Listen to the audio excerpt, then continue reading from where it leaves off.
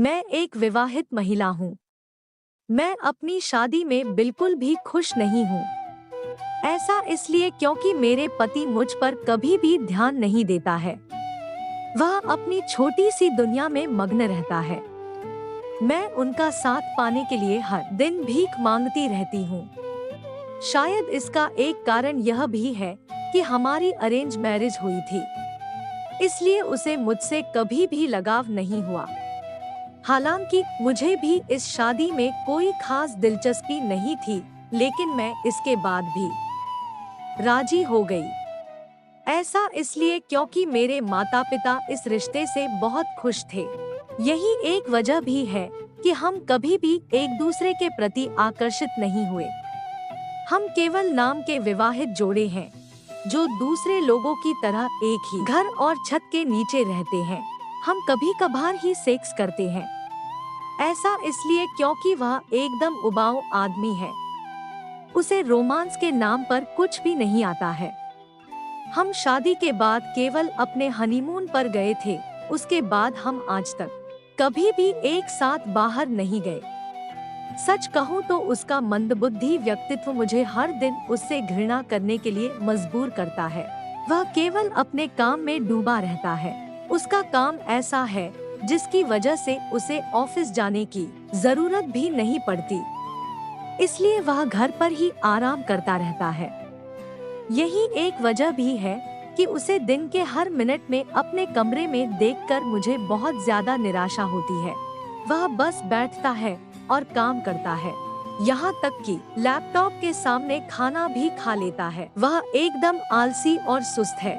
उसे केवल एक चीज पसंद है, वह है घर में बंद रहना। ऐसा नहीं है कि हमने इस बारे में बात करने की कोशिश की, लेकिन इसका कोई फायदा नहीं हुआ। पति से नहीं बल्कि देवर से प्यार है। इस कहानी में ट्विस्ट यह है कि मेरी निगाहें मेरे पति को नहीं बल्कि कमरे से बाहर मेरे देवर को ढूंढती रहती है। दरअसल मेरा देवर बेहद हैंडसम और फिट है। उसका व्यक्तित्व अपने बड़े भाई के बिल्कुल विपरीत है। मुझे कभी कभी आश्चर्य भी होता है कि इन दोनों भाइयों के बीच इतना गहरा अंतर कैसे हो सकता है। मेरा देवर महत्वाकांक्षी, आत्मविश्वासी और बहुत ही सामाजिक है। वह बाहर जाना पसंद करता है।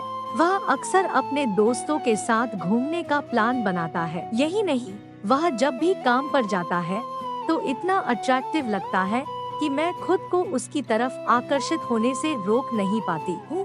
हालांकि मैं मानती हूँ कि यह सब बहुत गलत है, लेकिन जब आपके पास एक ऐसा पति होता है जो पर बिल्कुल ध्यान नहीं देता, तो आपका ध्यान किसी दूसरे व्यक्ति पर जाना लाजमी है। मैंने अपने देवर के लिए व्रत रखा। मैं आपसे छिपाना नहीं चाहती, मुझे अपने देवर से प्यार हो गया है। उसमें वह सब कुछ है जो मैं अपने जीवन साथी से चाहती थी। हमारे व्यक्तित्व पूरी तरह से मेल खाते हैं।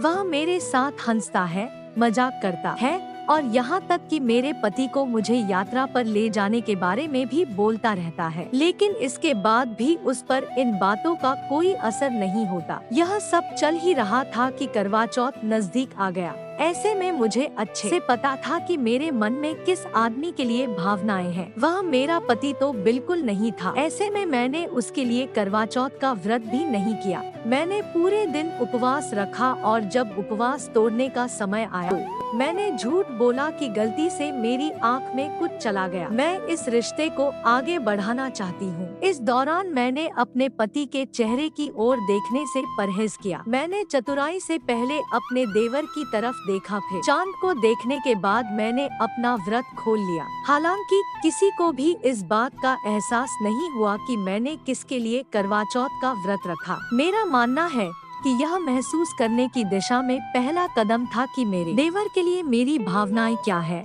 मैं उसे बताना चाहती हूँ कि मैं उससे बहुत ज्यादा प्यार करती हूँ। मुझे बस अपनी इच्छाओं पर काम करने का एक तरीका निकालने की जरूरत है, चाहे इसमें तलाक हो, अलगाव हो या अफेयर। मैं फैसला लेने के लिए बिल्कुल तैयार हूँ। मैं अपने पति के साथ नहीं रहना चाहती। मुझे उससे बिल्कुल भी प्यार नहीं है।